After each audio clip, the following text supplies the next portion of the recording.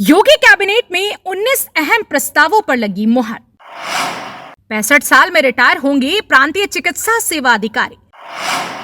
शाहजहांपुर में नए विश्वविद्यालय की स्थापना को हरी झंडी।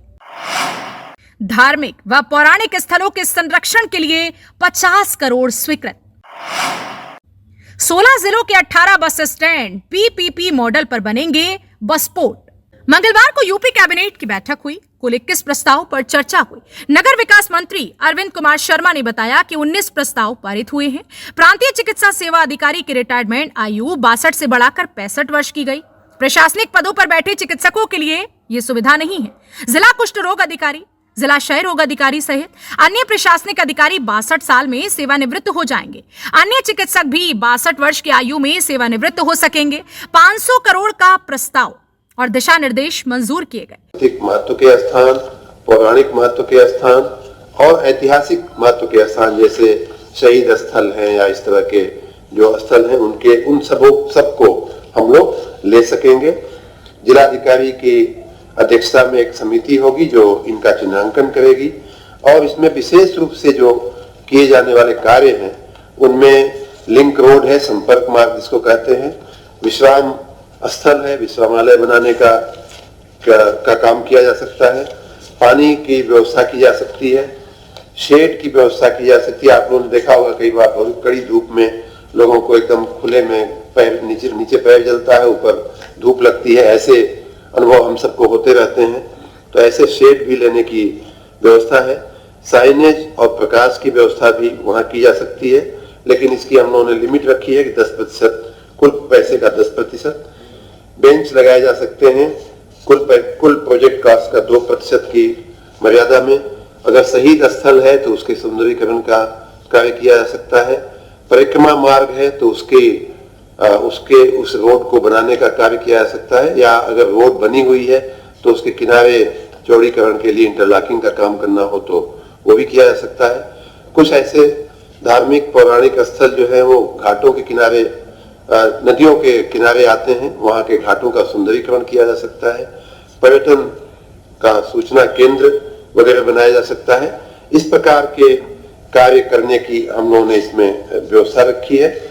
और ये जो पैसा है इसके साथ CSR का पैसा भी जोड़ा जा सकता है, मतलब जो कन्वर्जेंस भी जिसको बोलते हैं वो करने की काफी इसमें गुंजाइश है। और हम सबसे निवेदन भी कर रहे हैं कि लोग अपने क्षेत्र में ऐसे कार्यों को बढ़ावा देने के लिए योगदान भी दें।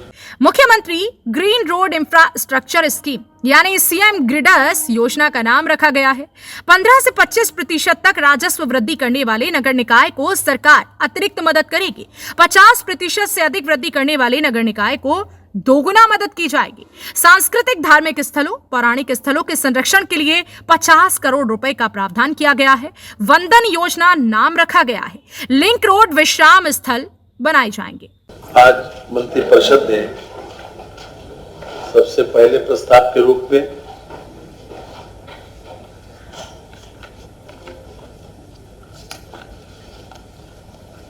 Uttar Pradesh expressway industrial development authority द्वारा निर्मित एवं निर्माणाधीन एक्सप्रेसवे के दोनों तरफ चयनित स्थलों पर औद्योगिक गलियारा विकसित किए जाने हेतु ब्याज मुक्त ऋण उपलब्ध कराए जाने के संबंध में ये 3000 करोड़ रुपए की व्यवस्था उत्तर प्रदेश यूपीडा को इस बात की जिम्मेदारी दी गई है कि वो जितने भी एक्सप्रेसवे बन रहे हैं उसके दोनों तरफ औद्योगिक गलियारा जो है वो निर्मित कराए। और इसके लिए चूंकि उसके पास अपने पास धन नहीं है, इसलिए 3000 करोड़ रुपए का ब्याज मुक्त ऋण के लिए मंत्रिमंडल ने सहमति दी है। ये इसमें खास तौर से वेयर हाउसिंग, उद्योग, लॉजिस्टिक पार्क्स ये डेवलप किए जाएंगे। इससे बहुत बड़े पैमाने पर एक्सप्रेसवेज के किनारे रोजगार सृजित होने की संभावना बढ़ जाएगी। दूसरा प्रस्ताव खास तौर से जनपद ललितपुर में फार्मा पार्क स्थापित किए जाने हेतु पशुपालन विभाग की स्वामित्व वाली 2000 एकड़ जो भूमि है वहां 2000 एकड़ का रकबा है, उसमें से 1472.33 एकड़ भूमि औद्योगिक विकास विभाग को हस्तांतरित किए जाने के संबंध में आज मंत्रिपरिषद ने सहमति दे दी है। हम जानते हैं कि हमारे पास कोई बहुत बड़ा फार्मा पार्क नहीं है। उसको डेवलप करने के लिए खासतौर से औषधि का निर्माण एक स्थान पर हो और बड़े पैमाने पर हम औषधि के निर्माण में पूरी तरीके से आत्मनिर्भर बने, इसलिए उद्देश्य से ये किया जा रहा है। और इसके लिए एक बात आपको जानकारी में दे दें कि अभी जो हमारा इन्वेस्टमेंट समिट हुआ था तो उसमें 104 MOU फार्मा कंपनियों के साथ हुए थे, जिसमें से खाद्य एवं सुरक्षा औषधि प्रशासन विभाग द्वारा विभिन्न फार्मा कंपनियों के साथ 184 समझौता हुए थे MOU, जो लगभग 1,02,366.55 करोड़ रुपए की, जिसमें निवेश संभावित है 1,02,366.55 करोड़, 1 लाख करोड़ से ज्यादा के MOU इस संबंध में हुए थे। इस संबंध में ये भूमि आज हस्तांतरित की जा रही है। आज मंत्रिमंडल के द्वारा इस पर सहमति दी गई।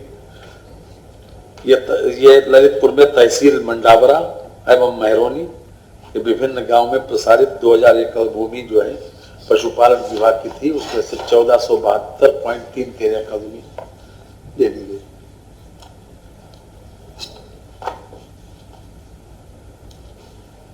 तीसरा विषय, अभी तक जो हमारे चिकित्सकों की आयु के बारे में, चिकित्सकों की कमी को देखते हुए आयु के बारे में तमाम तरीके की बातें होती थी कि इसकी आयु बढ़ा देनी चाहिए। आज मंत्रिपरिषद ने उसके संबंध में एक निर्णय किया है कि प्रांतीय चिकित्सा एवं स्वास्थ्य सेवा संवर्ग के अंतर्गत कार्यरत लेवल 1, लेवल 2, लेवल 3, लेवल 4 तक के चिकित्सा अधिकारियों की अधिवस्थ आयु 62 से बढ़ाकर 65 वर्ष करने का प्रस्ताव आज मंजूर हुआ। प्रधानाचार्य ट्रेनिंग सेंटर